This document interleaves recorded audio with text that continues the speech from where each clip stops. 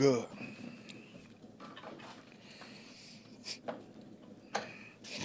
I know, we talked about athletes and sometimes guys just out-athlete people. You saw that maybe with Brazwell a little bit last week with Gibbs. But at the end of the day, you guys, you're giving up a lot of yards to those running backs on some easy checkdowns. How do you fix that? Got to take away the space. We got to adjust. We got to know our leverage. We got to know how to attack those guys. But giving them too much space, we got to close in a little bit. We're trying to do too much sometimes. But at the end of the day, we get paid to get them guys on the ground. Those guys are hard. They're dynamic, as we know. But you got to fill the zone and you got to vice tackle, do those things. But we definitely got to address that. One of the themes, unfortunately, this year with you guys has been injuries. You lose Kalijah in week 2. Now Hassan is going to be out for multiple weeks. Just talk about what his impact has been. Hasn't maybe lit it up in the sack column, but 26 pressures and has been a factor for you guys and how you guys go about replacing Hassan. Just in that room, bringing that veteran presence. Even on Thursdays when we get together with the D-line, talking about games and teaching guys, talking to the young guys, bringing that juice and energy. We know we got to account for him. I've been very pleased in the pass game, with his drops. I know he don't like that, but he's been doing a great job at doing it and been fitting the run. But, next man up. And that's just the culture now. I'm not surprised. I mean, that's the state of the union with injuries. And Jason and them do a good job with backups. And, in this league, nobody's a backup, especially in October. Everybody's starter. Next man up. And also, too, Anthony Nelson has got a lot of starts under his belt when other guys have been injured, here. Your thoughts on him being I got confidence in Anthony Nelson. I showed them guys. It's banners in that indoor because of him. He done made some key plays for us through the years, but, we know what he brings, and he's confident in what opportunity, and he's going to make the most of it. How much has Yaya benefited from having Reddick in that, they're going to pay a lot of attention to Hassan, and maybe he's gotten a few one-on-ones as a result of that? The other one the other night, he knocked the tackle back, and Yaya was there to knock the ball loose. But I mentioned earlier in the meeting rooms, teaching Yaya, just giving him little tips that I don't have, and just watching him how he attacks the day, energy he brings in practice. But Yaya is ascending, and Reddick been helping big time.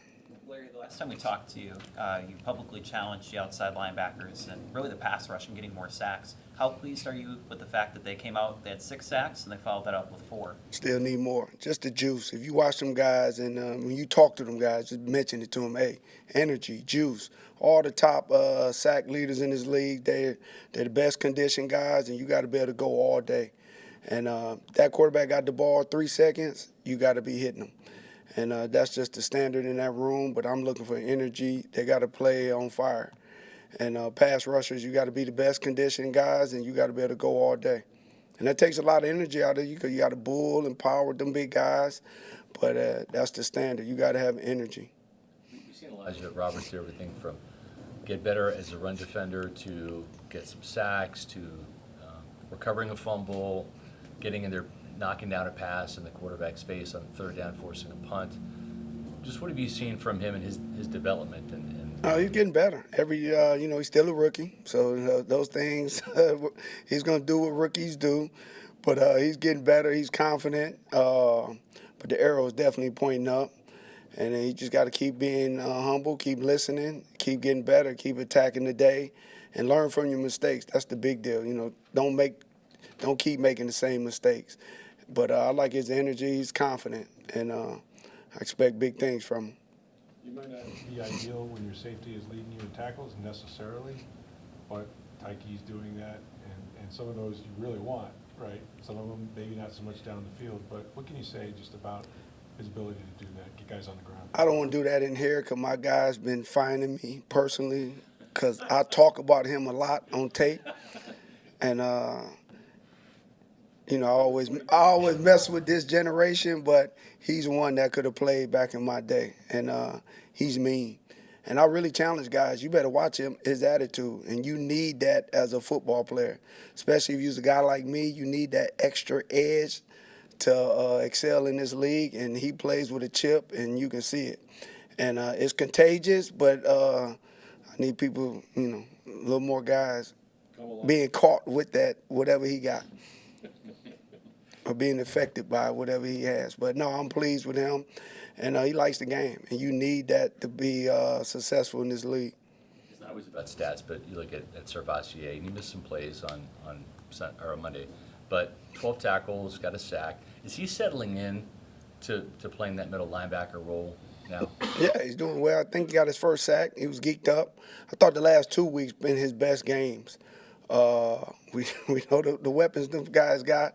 You're gonna make some plays, but you got to stay confident. And but I thought his last 2 weeks he's been playing well for us. Larry, Chris Brazwell isn't somebody we've really talked about too much, but just kind of seeing him, he has a chance at more playing time with Hassan out. What have you seen behind the scenes in him growing? Well, just quote this: opportunity. So I've been challenging him all week. Opportunity, here it is. And but he's doing well. He's doing what we ask him to do, and it's kind of, he's limited with the reps, but every week he's been doing his job. And a couple weeks ago in San Fran, he made a big-time play in space. Forgot what down the distance it was, but he's getting better.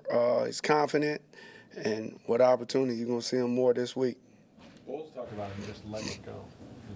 Is it just you know what you're doing, play faster type thing? Absolutely. The last 2 years, he's just been, a new system.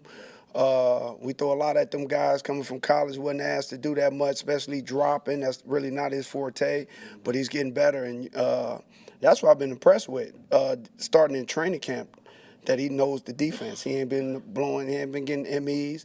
And Bowles knows that, because if he was, he'd been, get him off the field. So we've been playing him. Now that Reddick's down, next man up, so he's going to play more this week, and I'm excited to see what he does. One of the newer guys that you brought in after training camp and the preseason was over was Mil Kamara. What have you seen from him behind the scenes, and how difficult is it for someone like him to come in and try to learn the defense, but he's not out there playing the Bucs defense, he's playing scout team? Well, first of all, when you're on scout team, you want, as a coach, that our starters that, hey, cool it off. And he's been giving us great looks to a point where, you get a little chippy in there, some of the old guys that, so he's bringing a ton of energy in there, especially on punt block team.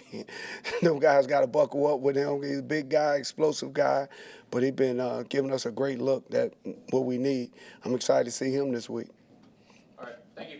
See you guys. Have a good one.